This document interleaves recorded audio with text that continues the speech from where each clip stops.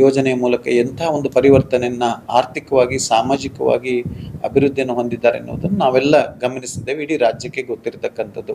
ಈ ಒಂದು ವರ್ಷ 60,000 ವಿದ್ಯಾರ್ಥಿಗಳಿಗೆ ಪೂಜ್ಯರು ಸ್ಕಾಲರ್ಶಿಪ್ ಕೊಡ್ತಾ ಇದ್ದಾರೆ ಯೋಜನೆಯ ಮೂಲಕ. ಬಡವರಿಗೆ ಮನೆ ಬಾಗಿಲಿಗೆ ಇವತ್ತು ಕೇವಲ 14% ಸಾಲ ಸಿಗುವ ಹಾಗೆ ಮಾಡಿಕೊಟ್ರು. ಅತ್ಯಂತ ಸಮಗ್ರ ಅಭಿವೃದ್ಧಿಯ ಕಾರ್ಯಕ್ರಮ ಅಂತ ಈ ಸಂದರ್ಭದಲ್ಲಿ ಹೇಳಬಹುದು. ಆ ಟ್ರಸ್ಟ್ಗೆ ಯಾವುದೇ ಆದಾಯ ಬಂದರೆ ಆ ಆದಾಯವನ್ನು ಆ ಸಂಸ್ಥೆಯ ಖರ್ಚು ವೆಚ್ಚಗಳಿಗೆ ಮಾತ್ರ ಉಪಯೋಗಿಸಬೇಕು, ಸುಸ್ಥಿರತೆಗೆ ಮಾತ್ರ ಉಪಯೋಗಿಸಬೇಕು. ಇಡೀ ದೇಶದ ಒಂದು ಅರ್ಥವ್ಯವಸ್ಥೆಯನ್ನ ಚೇತರಿಕೆ ಮಾಡಿಕೊಳ್ಳಿಕ್ಕೆ ಬಹಳ ಸೂಕ್ತವಾದ ಮಾದರಿ ಎಂದು ತಿಳ್ಕೊಂಡಿರ್ತಾರೆ. ಓಂ ಶ್ರೀ ಮಂಜುನಾಥಾಯ ನಮಃ. ಪರಮ ಪೂಜ್ಯ ಕಾವಂದ್ರಿಗೂ ಮಾತೃಶ್ಯಾಮನವರಿಗೆ ವಂದಿಸಿಕೊಳ್ಳುತ್ತಾ, ಶ್ರೀಲಂಕಾ ದೇಶದ ಅತ್ಯಂತ ದೊಡ್ಡ ಅಸೋಸಿಯೇಷನ್ ಆಗಿರ್ತಕ್ಕಂತಹ LMFPA ಈ ಒಂದು ಅಸೋಸಿಯೇಷನ್ನಲ್ಲಿ ಶ್ರೀಲಂಕಾ ದೇಶದ ಪ್ರಮುಖ NGOಗಳು, MFIಗಳು ಹಾಗೂ ಫೈನಾನ್ಷಿಯಲ್ ಕಂಪನಿಗಳು, ಕಿರು ಆರ್ಥಿಕ ಸಂಸ್ಥೆಗಳು, ಒಟ್ಟು 45 ಸಂಸ್ಥೆಗಳು ನೋಂದಾವಣೆ ಆಗಿರುತ್ತದೆ. ಶ್ರೀಲಂಕಾ ದೇಶದಲ್ಲಿ ಬ್ಯಾಂಕ್ಗಳು ಸೆಂಟ್ರಲ್ ಬ್ಯಾಂಕ್ ಆಫ್ ಇಂಡಿಯಾದಿಂದ ಒಂದು ನೋಂದಾವಣೆ ಆಗಿದ್ದು ಕಾರ್ಯನಿರ್ವಹಿಸುತ್ತದೆ. ಮತ್ತು ಉಳಿದ ಆರ್ಥಿಕ ಸಂಸ್ಥೆಗಳು ಈ ಒಂದು LMFPA ಅನ್ನೋ ಒಂದು ಅಸೋಸಿಯೇಷನ್ ನೋಂದಾವಣೆ ಆಗಿರುತ್ತದೆ. ಇದು ದೇಶದ ದೊಡ್ಡ ಒಂದು ಅಸೋಸಿಯೇಷನ್ ಆಗಿರುತ್ತದೆ. ಈ ಅಸೋಸಿಯೇಷನ್ನ 38 ಡೆಲಿಗೇಟ್ಸ್ಗಳು ಕಳೆದ ಒಂದು ವಾರದಿಂದ ಶ್ರೀ ಕ್ಷೇತ್ರ ಧರ್ಮಸ್ಥಳ ಗ್ರಾಮಾಭಿವೃದ್ಧಿ ಯೋಜನೆಯ ಮಾದರಿಯನ್ನು ಬಹಳ ಆಳವಾಗಿ ಅಧ್ಯಯನ ಮಾಡಿರ್ತಾರೆ. ಅವರು ನಮ್ಮಲ್ಲಿ ರಿಕ್ವೆಸ್ಟ್ ಮಾಡಿಕೊಂಡಿರ್ತಕ್ಕಂತಹ ಪ್ರಮುಖ ಉದ್ದೇಶ ಏನಂದರೆ, ಅದಕ್ಕೆ ಕಾರಣ ಏನಂದರೆ, ಪ್ರಸ್ತುತ ನಿಮಗೆಲ್ಲರಿಗೂ ತಿಳಿದಿರುವ ಹಾಗೆ ಶ್ರೀಲಂಕಾ ದೇಶದಲ್ಲಿ 2021ರಿಂದ ಭಾಳಷ್ಟು ಆರ್ಥಿಕ ಸಂಕಷ್ಟಗಳನ್ನು ದೇಶ ಎದುರಿಸ್ತಿದೆ. ಭಾರತ ದೇಶವು ಭಾಳಷ್ಟು ಸಹಕಾರ ನೀಡಿದೆ. ಕೋವಿಡ್ನ ನಂತರದ ಸಂದರ್ಭದಲ್ಲಿ ಪ್ರವಾಸೋದ್ಯಮವನ್ನೇ ಹೆಚ್ಚಾಗಿ ಅವಲಂಬಿತ ಆಗಿರತಕ್ಕಂಥ ಶ್ರೀಲಂಕಾ ದೇಶದಲ್ಲಿ ಒಂದಿಷ್ಟು ಆರ್ಥಿಕ ಮುಗ್ಗಟ್ಟುಗಳು ಬಂತು. ಜೊತೆಗೆ ಸಾವಯವ ಕೃಷಿಯಿಂದನೂ ಕೂಡ ಕೆಲವೊಂದು ವೈಫಲ್ಯಗಳು, ಆರ್ಥಿಕ ಸಂಕಷ್ಟಗಳನ್ನ ಎದುರಿಸ್ತಕ್ಕಂಥದ್ದು.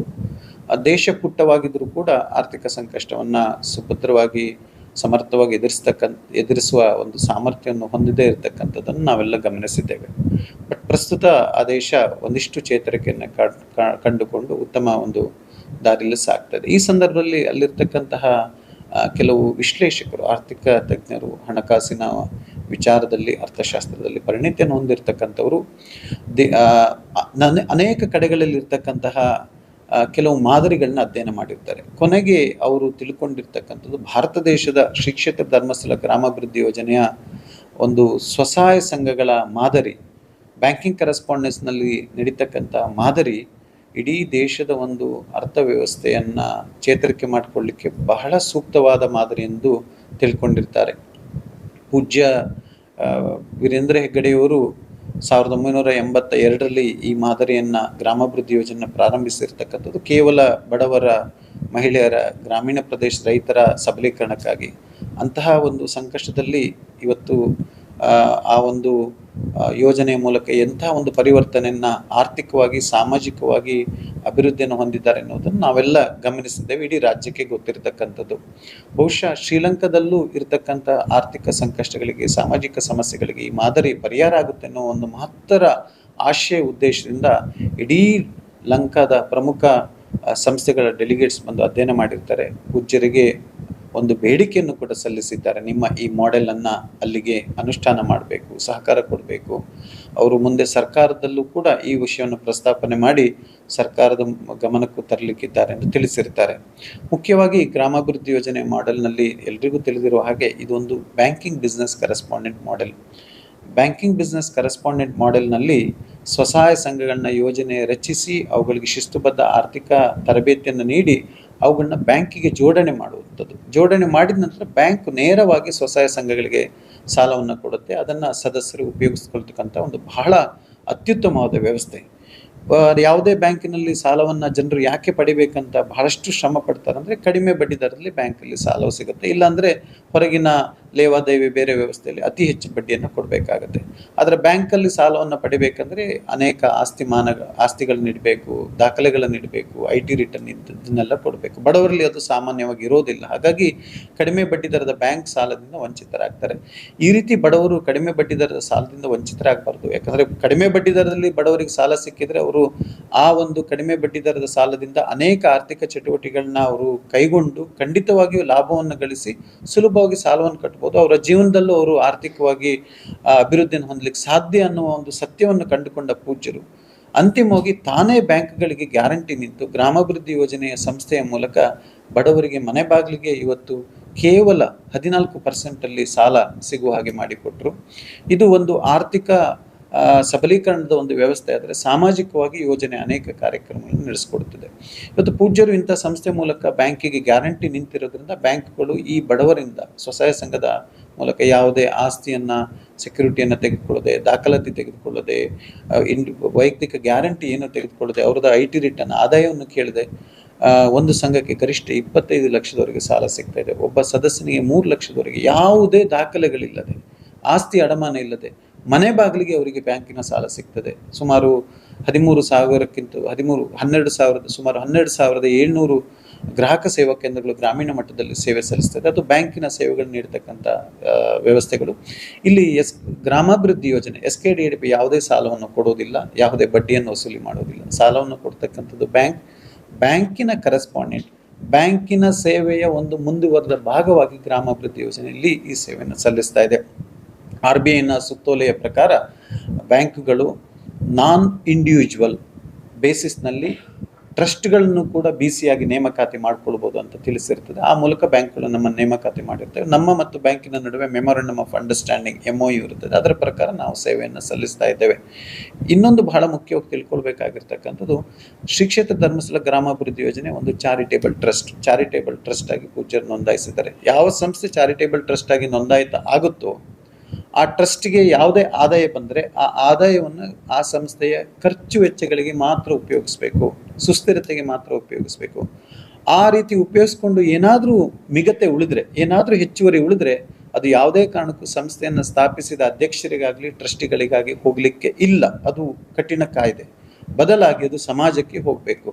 ಅಂತಹ ಒಂದು ಕಠಿಣ ಕಾಯ್ದೆಯಲ್ಲೇ ಪೂಜ್ಯರು ಈ ಸಂಸ್ಥೆಯನ್ನು ನೋಂದಾಯಿಸಿದ್ದಾರೆ. ಅಂದರೆ ಈ ಸಂಸ್ಥೆಗೆ ಬರುವ ಯಾವ ಆದಾಯವೂ ಕೂಡ ಯಾವುದೇ ಕಾರಣಕ್ಕೂ ಸಂಸ್ಥೆಗೆ ಇಂದ ಅಧ್ಯಕ್ಷರಿಗಾಗಲಿ ಟ್ರಸ್ಟಿಗಳಿಗೆ ಬರಬಾರ್ದು, ಪುನಃ ಸಮಾಜಕ್ಕೆ ಹೋಗ್ಬೇಕು. ಯಾಕಂದರೆ ಧರ್ಮಸ್ಥಳ ಕ್ಷೇತ್ರ ಕೊಡುವ ಕ್ಷೇತ್ರ, ಪೂಜ್ಯರು ದಾನ ಮಾಡ್ತಕ್ಕಂಥ ಒಂದು ದೇವರು. ಹಾಗಾಗಿ ಯಾವುದೇ ಕಾರಣಕ್ಕೂ ಯಾವ ಅಪೇಕ್ಷೆ ಇಲ್ಲ, ಎಲ್ಲವೂ ಸಮಾಜಕ್ಕೆ ವಿನಿಯೋಗಿಸ್ತಕ್ಕಂಥದ್ದು. ಆ ಉದ್ದೇಶದಿಂದಲೇ ಇವತ್ತು ಗ್ರಾಮಾಭಿವೃದ್ಧಿ ಯೋಜನೆ ಅನೇಕ ಸಮಾಜಮುಖಿ ಕಾರ್ಯಕ್ರಮಗಳನ್ನು ಮಾಡ್ತಾ ಇದೆ. ಇವತ್ತು ಬ್ಯಾಂಕ್ಗಳು ನಮಗೆ 5% ಸರ್ವಿಸ್ ಚಾರ್ಜ್ ಕೊಡ್ತಾ ಇದೆ, ಸೇವಾ ಶುಲ್ಕ ಕೊಡ್ತಾ ಇದೆ ಈ ವ್ಯವಸ್ಥೆ ಮಾಡಲಿಕ್ಕೆ. ಇದನ್ನು ಹೊರತುಪಡಿಸಿ ನಾವು ಬೇರೆ ಯಾವುದೇ ಇನ್ಕಮನ್ನು ಸದಸ್ಯರಿಂದಾಗಲಿ ಬೇರೆ ಪಡಿತಕ್ಕಂಥದ್ದು ಇರೋದಿಲ್ಲ. ಹಾಗಾಗಿ ಬ್ಯಾಂಕ್ಗಳು ಕೊಡ್ತಕ್ಕಂಥ ಈ 5% ಉದಾಹರಣೆ ಬೇರೆ ಸಂಸ್ಥೆಗಳು 10%ವರೆಗೆ ಹೋಗ್ಬೋದು, ಅವಕಾಶ ಇದೆ. ಆದರೆ ಪೂಜ್ಯರು ಯಾಕೆ 5% ಮಾಡಿದ್ದಾರೆ ಅಂದರೆ ಆ ಬ್ಯಾಂಕ್ಗಳು ಕೊಡ್ತಕ್ಕಂಥ ಸೇವಾ ಶುಲ್ಕ ಕೂಡ ಕೊನೆಗೆ ಬ್ಯಾಂಕ್ಗಳು ಅದನ್ನು ಸಂಘಗಳಿಗೆ ಪರೋಕ್ಷವಾಗಿ ವಿಧಿಸುತ್ತೆ. ಹಾಗಾಗಿ ಅದು 14% ಆಗಿದೆ. ಅದರಲ್ಲಿ 14%ನಲ್ಲಿ ಬ್ಯಾಂಕಿನ ಬಡ್ಡಿ ಮತ್ತೆ ನಮಗೆ ಬ್ಯಾಂಕ್ ಕೊಡ್ತಕ್ಕಂಥ 5% ಸೇವಾ ಶುಲ್ಕ ಎರಡೂ ಸೇರಿ 14% ಆಗಿದೆ. ಅದು ಭಾರತ ದೇಶದಲ್ಲಿ ಅತಿ ಕಡಿಮೆ ಬಡ್ಡಿ ದರ ಆಗಿದೆ. ಆದಾಗ್ಯೂ ಕೂಡ ಈ ಒಂದು 5%ಅಲ್ಲಿ ನಮ್ಮ ಖರ್ಚು ವೆಚ್ಚಗಳನ್ನ ಬಹಳಷ್ಟು ನಾವು ಶಿಸ್ತುಬದ್ಧವಾಗಿ ವ್ಯವಸ್ಥೆಯನ್ನು ನಿರ್ವಹಿಸೋದ್ರಿಂದ ಖರ್ಚು ವೆಚ್ಚಗಳನ್ನ ಸ್ವಲ್ಪ ಹಿಡಿತ ಮಾಡಿ ಅದರಲ್ಲಿ ಒಂದಿಷ್ಟು ಉಳಿಸಿ ಆ ಉಳಿದನ್ನು ಸಮಾಜಕ್ಕೆ ಅನೇಕ ಕಾರ್ಯಕ್ರಮಗಳ ಮೂಲಕ ಕೊಡ್ತಕ್ಕಂಥದ್ದು, ಬೇರೆ ಎಲ್ಲಿಗೂ ಹೋಗೋದಿಲ್ಲ. ಈ ವರ್ಷ ಪ್ರತಿ ವರ್ಷ ನಾವು ವಿದ್ಯಾರ್ಥಿಗಳಿಗೆ ಸ್ಕಾಲರ್ಶಿಪ್ ಕೊಡ್ತೇವೆ. ಈ ಒಂದು ವರ್ಷ 60,000 ವಿದ್ಯಾರ್ಥಿಗಳಿಗೆ ಪೂಜ್ಯರು ಸ್ಕಾಲರ್ಶಿಪ್ ಕೊಡ್ತಾ ಇದ್ದಾರೆ ಯೋಜನೆಯ ಮೂಲಕ. ಪ್ರತಿ ತಿಂಗಳು 60,000 ಗ್ರಾಮೀಣ ಮಕ್ಕಳು, ಸ್ವಸಹಾಯ ಸಂಘದ ಬಡ ಮಕ್ಕಳಿಗೆ ಇವತ್ತು ಪ್ರತಿ ತಿಂಗಳು ಸ್ಕಾಲರ್ಶಿಪ್ ಹೋಗುತ್ತೆ. ಒಂದು ಕಾರ್ಯಕ್ರಮ ನಾನು ಹೇಳಿದ್ದೇನೆ, ಈ ಸರಿ 1,030 ಟೀಚರ್ಸನ್ನು ನಾವು ನೇಮಕಾತಿ ಮಾಡಿದ್ದೇವೆ. ಎಲ್ಲೆಲ್ಲಿ ಗ್ರಾಮೀಣ ಶಾಲೆಯಲ್ಲಿ ಒಂದೊಂದು ಟೀಚರ್ ಇದ್ದರೆ ಅಲ್ಲಿಗೆ ಯೋಜನೆಯಿಂದ ಒಂದೊಂದು ಟೀಚರ್.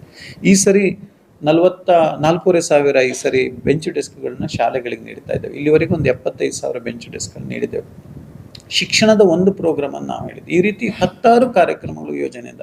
ನಮ್ಮೂರು ನಮ್ಮ ಕೆರೆ ಹೂಳೆತ್ತುವಂಥದ್ದು, ಶುದ್ಧ ಗಂಗಾ, ರುದ್ರಭೂಮಿ, ಸಮುದಾಯಕ್ಕೆ ಮಾಡ್ತಕ್ಕಂಥದ್ದು, ಹಾಲು ಒಕ್ಕೂಟ ಕೊಡ್ತಕ್ಕಂಥದ್ದು, ಕ್ರೀಡೆಗೆ ಕೊಡ್ತಕ್ಕಂಥದ್ದು, ಮಧ್ಯವರ್ಜನ ಶಿಬಿರಗಳು, ಈ ರೀತಿ 10 ಹಲವು ಸಮಾಜಮುಖಿ ಕಾರ್ಯಕ್ರಮಗಳನ್ನ ಈ ಒಂದು ಸೇವಾ ಭಾಗದಲ್ಲಿ ಈ ಯೋಜನೆ ನಡೆಸ್ಕೊಂಡ್ಬರ್ತಕ್ಕಂಥದ್ದು. ಮೂರನೇ ವಿಷಯ, ಈ ರೀತಿಯ ಸಮಾಜ ಕಾರ್ಯಕ್ರಮಗಳನ್ನು ಯೋಜನೆ ಮಾಡುವಾಗ ಯಾವಾಗಲಾದ್ರೂ ನಮಗೆ ಫಂಡ್ ಶಾರ್ಟೇಜ್ ಆಗುವಾಗಂತಲ್ಲ, ಪ್ರತಿ ವರ್ಷನೂ ಪೂಜ್ಯರೇ ಸ್ವತಃ ಈ ಸಂಸ್ಥೆಗೆ ದಾನ ಮಾಡ್ತಾರೆ. ಒಂದು 20-25 ಕೋಟಿ ರೂಪಾಯಿ ಪ್ರತಿ ವರ್ಷ ಪೂಜ್ಯರು ದಾನ ಮಾಡಿ ಇನ್ನೂ ಹೆಚ್ಚು ಸಮಾಜ ಸೇವೆಗಳನ್ನ ಮಾಡಬೇಕಂತ ಪ್ರೋತ್ಸಾಹಿಸ್ತಾರೆ. ಬಹುಶಃ ಒಂದು ದೇಶದಲ್ಲಿ ಒಂದು ಶಕ್ತಿ ಲಕ್ಷಾಂತರ ಬಡವರಿಗೆ ಸ್ವತಃ ಗ್ಯಾರಂಟಿ ನಿಂತು ಅವರ ಮನೆ ಬಾಗಿಲಿಗೆ ಬ್ಯಾಂಕಿಂದ ನೇರವಾಗಿ 14% ಆರ್ಥಿಕ ಸೌಲಭ್ಯ ದೊರಕಿಸಿಕೊಡುವಂತ ಮಾಡ್ತಕ್ಕಂಥದ್ದೇ ಒಂದು ಅದ್ಭುತ. ಯಾರೂ ಮಾಡಲ್ಲ. ಒಂದು 10 ಜನರಿಗೆ ಗ್ಯಾರಂಟಿ ನಿಲ್ತಕ್ಕಂಥ ವ್ಯಕ್ತಿಗಳು ಇಡೀ ಪ್ರಪಂಚದಲ್ಲಿ ಇಲ್ಲ, ಯಾರೂ ಇಲ್ಲ. ಇವತ್ತು ಲಕ್ಷಾಂತರ ಜನರಿಗೆ ಪೂಜ್ಯರು ಗ್ಯಾರಂಟಿ ನಿಂತಿದ್ದಾರೆ. ಅವ್ರ ಮನೆ ಬಾಗಿಲಿಗೆ ಬ್ಯಾಂಕಿನಿಂದ ಸಾಲ ಬಂದಿದೆ. ಜೊತೆಗೆ ಇದನ್ನು ಒಂದು ಸೇವಾ ಸಂಸ್ಥೆ ಚಾರಿಟೇಬಲ್ ಟ್ರಸ್ಟ್ ಮಾಡಿದ್ದಾರೆ. ಯಾವುದೇ ಕಾರಣಕ್ಕೂ ಇನ್ಕಮ್ ಎಲ್ಲೂ ಹೋಗಬಾರ್ದು, ಅದು ಸಮಾಜಕ್ಕೆ ಪುನಃ ರಿಟರ್ನ್ ಹೋಗಬೇಕು. ಮೂರನೇದು, ತಾನು ಸ್ವತಃ ಈ ಸಂಸ್ಥೆಗೆ ದಾನ ಮಾಡ್ತಕ್ಕಂಥದ್ದು. ಬಹುಶಃ ಇದು ಪ್ರಪಂಚದಲ್ಲಿ ಎಲ್ಲಿಯೂ ಇಲ್ಲ. ಅದಕ್ಕೆ ಬಹುಶಃ ಪೂಜ್ಯರನ್ನ ನಾವು ನಡೆದಾಡೋ ದೇವರಂತ ಕರಿತಾ ಇದ್ದೇವೆ. ಈ ಒಂದು ವ್ಯವಸ್ಥೆಯಿಂದಾಗಿ 52 ಲಕ್ಷ ಬಡ ಕುಟುಂಬಗಳು ಇವತ್ತು ಬೆಳಕನ್ನು ಕಂಡಿದೆ, ಆರ್ಥಿಕವಾಗಿ ಸಮೃದ್ಧಿ ಹೊಂದಿದೆ. ನಾವು ದಕ್ಷಿಣ ಕನ್ನಡ ಉಡುಪಿಯಲ್ಲಿ ಪ್ರಾರಂಭದಲ್ಲಿ ನೋಡಿದರೆ ಎಂಥ ಪರಿಸ್ಥಿತಿ ಇತ್ತು, ಇವತ್ತು ಎಂಥ ಆರ್ಥಿಕ ಸಮೃದ್ಧತೆ ಇದೆ. ಇಡೀ ರಾಜ್ಯಾದ್ಯಂತ ಒಂದು ಗ್ರಾಮಾಭಿವೃದ್ಧಿ ಯೋಜನೆಯಿಂದ ಎಂಥ ಒಂದು ಆರ್ಥಿಕ ಸಬಲೀಕರಣವಾಗಿದೆ.